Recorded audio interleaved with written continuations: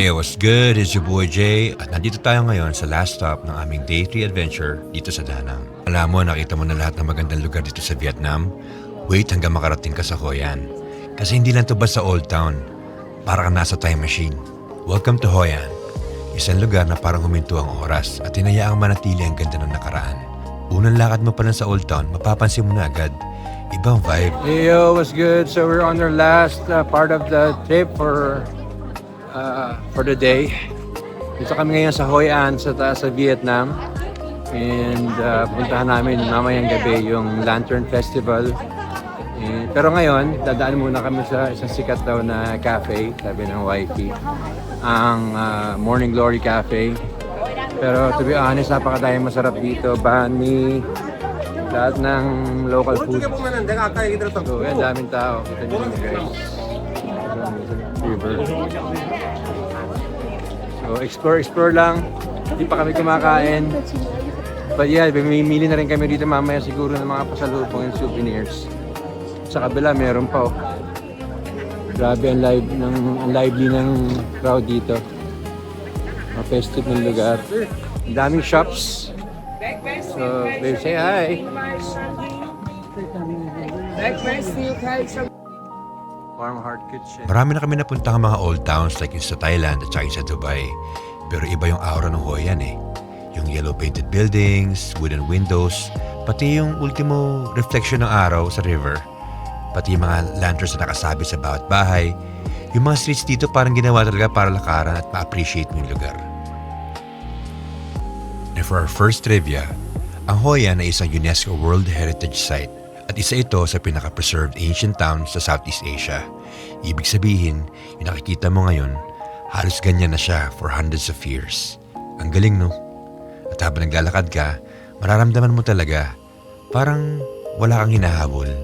Parang okay lang na maglakad at kahit magkaligaw-ligaw ka. It's all part of the adventure and that magical experience. Oh, yes, mahal. I got you. And now, usapang how to get there. So kung galing ka ng Da Nang, super dali lang, around 30 to 45 minutes lang ang biyahe. Pwede ka mag-grab or taxi or even motorbike kung adventurous ka. May mga shuttles din usually from the hotels. Pro tip, mas okay pumunta ng hapon hanggang gabi. Kasi dito talaga nagiging magical ang Hoi An. At pag sinabi kong magical, hindi ko in-exaggerate yun. Kasi pagdating ng gabi, iilaw ang buong town. Hindi dahil sa neon lights, hindi LED screens, kundi lanterns. And I'll show you later.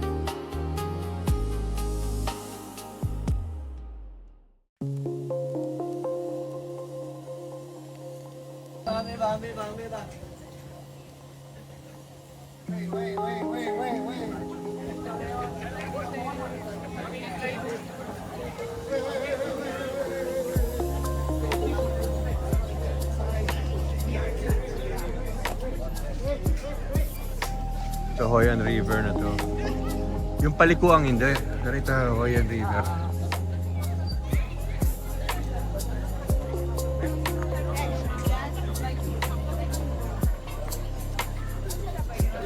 $55K lang yung ano. Parang okay ako yun. Pero sige baby, tignan muna natin yung Morning Glory. Doon muna tayo. Sige lang.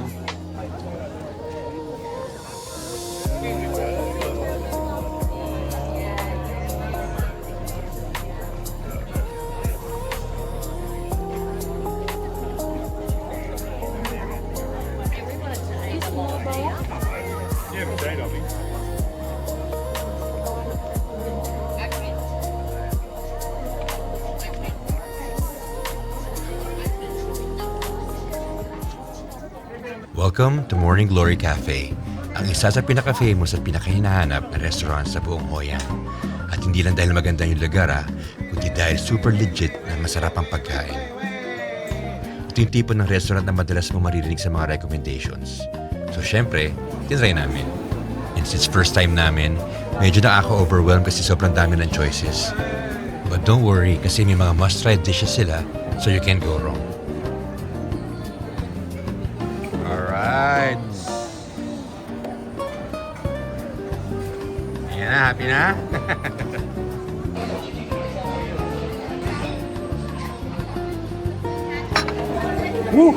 Okay, so we're here now sa Morning Glory and nahirapan kami hanapin siya. Pero okay lang kasi napakaganda dito sa Hoi An. And first meal namin, di pa kami kumain the whole day. So huwag nyo naman kaming i-judge kung ito yung order namin. Hiking and everything. So anyway, test natin ang kanilang food and feedback natin later. Let's go! Ang Morning Glory Cafe ay pag-aari ni Chef V, isang kilalang chef sa Vietnam na may malaking role sa pag-preserve at pag-promote ng authentic Vietnamese cuisine. So kinakain mo dito, hindi lang basta pagkain, para siyang curated experience. And ang best part, hindi siya overpriced. Medyo mas mahal lang siya ng konti, yes, compared sa mga street food, pero you're paying for the quality, ambience at yung consistency. Lahat ng in-order namin guys, masarap. As in, walang tapon. Ito ang pro tip. Pumunta ka either early lunch around 11 a.m. or late afternoon before the dinner rush. Kasi mas relax, mas may enjoy mo yung pagkain. And ang isa sa mga pinaka-underrated part ng experience is yung energy ng lugar. Kasi habang kumakain ka, maririnig mo yung halo ng usapan, tunog ng kawali, at amoy ng fresh na pagkain. Parang buhay na buhay yung paligid. Hindi siya tahimik, pero hindi rin chaotic. Sakto lang, yung tipong masarap tambayan. At kung mahilig ka sa food content, perfect spot to. Yung plating, yung lighting, yung overall vibe, pang vlog talaga. But beyond that, ito yung klase ng lugar na magpapa-appreciate sa'yo ng Vietnamese cuisine. And for the best part, the mango sticky rice.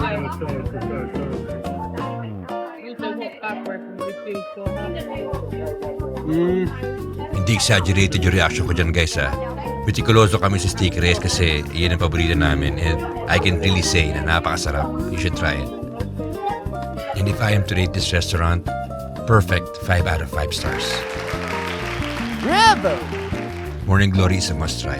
Hindi lang siya restaurant, isa siyang experience na magpapasarap sa buong trip mo. At minsan, ang pinaka-memorable na part ng travel, hindi lang yung lugar na pinuntahan mo, kundi yung pagkain na natikman mo. And we will definitely come back. Dun. Bago magtulay, di ba may tulay doon na dinaanan?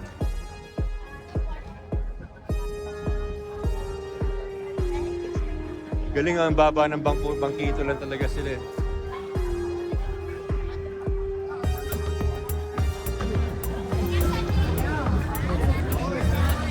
This place is lit.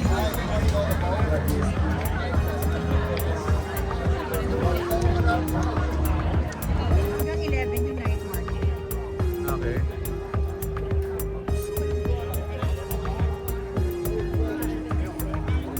Paano sisindihan yung lantern? May lighter. May lighter naman ako eh.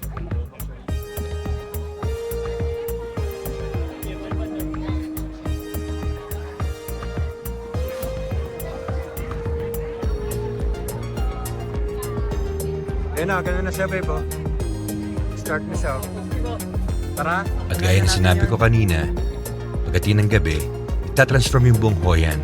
Nagiging magical siya. Dahil sa gabi, umiilaw yung buong town. Dahil sa napakadaming lanterns. Colorful lanterns na nagbibigay ng warm glow sa buong lugar. At dito papasok ang pinaka-iconic na experience sa Hoi An, the Lantern Boat Ride. Ito yung makikita mo sa Two Bon River na mga bangkang kahoy na may lanterns at dahan-dahang umaandar sa tubig habang may mga floating candles sa paligid.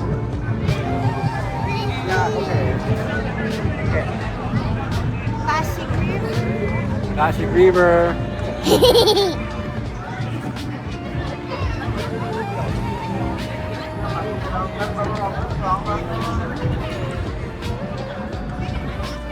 Napaka-cinematic, parang eksena sa pelikula.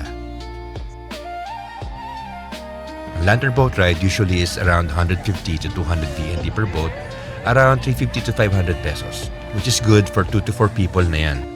Pero kung solo ka, pwede kang makisabay o magbayad ng per person rate na mas mura. At ito pa, usually may kasama kang maliit na paper lantern na pwede mong i-release sa tubig. Symbolic siya, parang wish or prayer. So habang nasa gitna kayo ng ilog at payapang tubig at may ilaw na paligid, i-release nyo yung lantern. Simple moment lang pero sobrang meaningful niya. Para ka nasa movie. And shout out kay Manong Bangkero kasi ang ganda ng pictures namin. Definitely one for the books. Yung kakaibang energy ng lugar, yung warmth, tsaka yung almost nostalgic na feeling. na kahit hindi maintindihan, mararamdaman mo na lang. Parang nasa loob ka ng isang panaginip, sobrang magical talaga. And I can honestly say na sa lahat ng napuntahan namin lugar dito sa Danang, Hoi An holds a special place in our hearts. Definitely, you should check it out and visit kahit once in your life.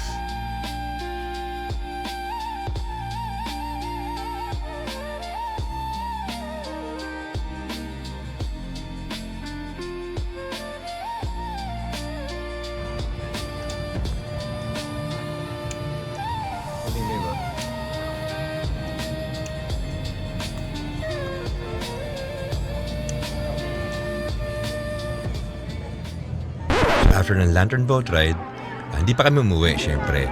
May pinuntahan pa kami ni Wifey, and since Hoi An is known as the City of Lanterns, syempre, marami sila tinitindang lanterns. So, dumaan muna kami dito and bibili na rin kami isa for souvenir.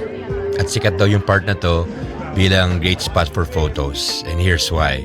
So, may deal dito. If bibili ka ng lantern, libre na yung pictures and videos. Pero if not, habol mo lang is photo, I think buy ka ng around 40 pesos. In fairness, ang ganda nakuha ni ate, hehe. At kung foodie ka, perfect din sa itong spot na to kasi napakadaming choices. At lahat, of course, authentic. Gusto ko pa sana umorder, kaya lang, sobrang nabusog na kami dun sa Morning Glory. So, binidyoan ko na lang.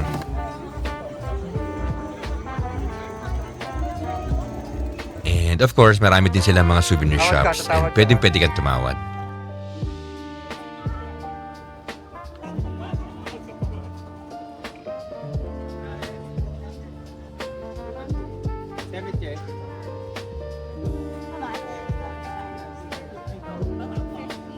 Discount 150 ka mo.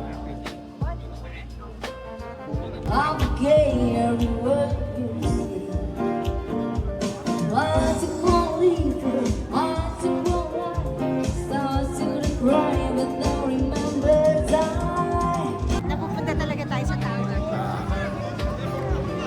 Grabe yung experience namin dito sa Hoi An. Sobrang ganda, sobrang buhay na buhay ng lugar, and alam mo yung mga Vietnamese, sobrang low-key nila, sobrang babait. Mararamdaman mo yung authenticity nila. Sobrang gara din ng mga souvenir shops nila. Binili ko nga pala yan, yung Back to the Future na poster na yan. Ang ganda eh. And of course, hindi pwedeng walang pasalubong. Grabe, medyo marami rin pala yung napamili namin. Ruin mo, umabot kami ng 2.4 million VND. What? Alam mo, sumakses ka na pag kaya mo na magsunog ng 2.4M sa shopping. Pero kapag kinonvert mo yun sa peso, around 5K.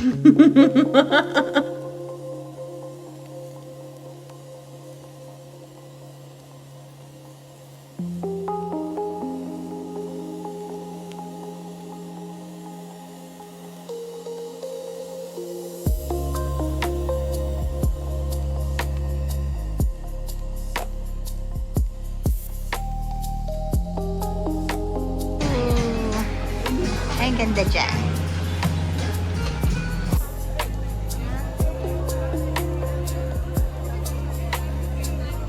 Overall, sobrang nag-enjoy kami dito sa Hoi An. And we can't wait to come back again kasi sobrang iba yung experience.